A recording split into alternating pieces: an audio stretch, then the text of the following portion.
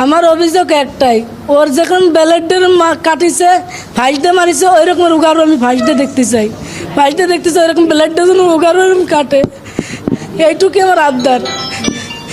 ঘটনার দিন ওর আপার বাড়ি বেড়াতে গেছিল, বেড়াতে গেলি ওর আপারের ধরে মারিছিল, ওর আপারের ধরে মারিছিল বলে তখন আর কি ও কইছিল যে আমি তো কইয়ে দেবো আমার মার কাছে, তখনই সেই রাত্রি ওই রকমের ঘটনা ঘটিছে।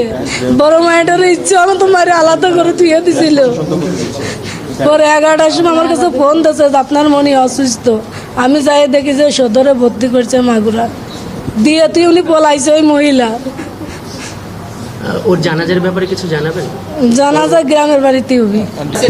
আমি পরিবারের পক্ষ থেকে বক্তব্য এতটুকুই আছে যেন ওদেরকে, আন্টি যেটা বললেন, ওদেরকে যেন ফাঁসি দেওয়া হয়।